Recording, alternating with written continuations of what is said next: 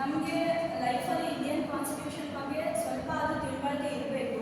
So ಅವಾಗ ಮಾತ್ರ ನಾವು ಎಲ್ಲಾದರೂ ಮಾತಾಡಬೇಕಾದ್ರೆ ಅಥವಾ ನಮ್ಮ ಕರ್ತವ್ಯಗಳನ್ನ ನಿಭಾಯಿಸ್ಕೋಬೇಕು. ಇಲ್ಲಾಂದರೆ ಹಕ್ಕುಗಳನ್ನ ಕೇಳಬೇಕಂದ್ರೆ ನಮ್ಗೆ ಮೊದಲನೇದಾಗಿ ಕರ್ತವ್ಯಗಳು ಗೊತ್ತಿರಬೇಕು.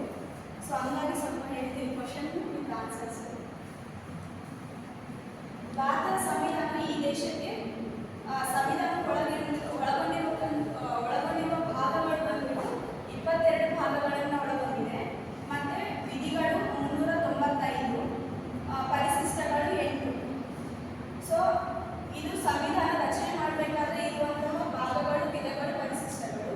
ಮತ್ತು ಈ ಅಟ್ ಪ್ರೆಸೆಂಟ್ ಇರೋದು ಭಾಗಗಳು 25, ವಿಧಿಗಳು 467, ಪರಿಶಿಷ್ಟಗಳು 12.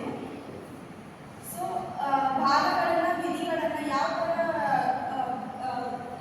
ಕಾನ್ಸ್ಟಿಟ್ಯೂಷನಲ್ಲಿ ಬರೀತಾರೆ ಅಂತಂದರೆ, ಇದು ಫಾರ್ ಎಕ್ಸಾಂಪಲ್ ಇದು 12 ಇದೆ ಅಂತಂದರೆ ಇದನ್ನ 12A ಏನಾದರೂ ಆ್ಯಡ್ ಮಾಡಬೇಕಂದ್ರೆ 12A 12B ಆ ಥರ ಆ್ಯಡ್ ಮಾಡ್ತಾರೆ. ಪರಿಶಿಷ್ಟಗಳು ಬಂದ್ಬಿಟ್ಟು ಇದು 9 ಇದೆ ಅಂತಂದರೆ 10 11 ಆ ಥರ ಆ್ಯಡ್ ಮಾಡ್ಕೊಂಡು ಹೋಗ್ತಾರೆ.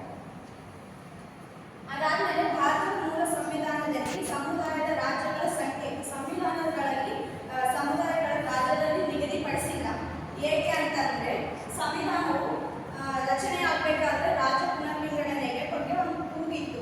ಅದೇನು ಅಂತಂದರೆ ರಾಜ್ಯಗಳನ್ನು ಸಂವಿಧಾನದಲ್ಲಿ ಸೇರ್ಪಡೆ ಮಾಡಬೇಕು ಅಂತ ಕೆಲವರು ಹೇಳಿದರೆ, ಕೆಲವರು ಹೇಳ್ತಾ ಇದ್ದಾರೆ ರಾಜ್ಯಗಳು ಸಂವಿಧಾನದಲ್ಲಿ ಇದು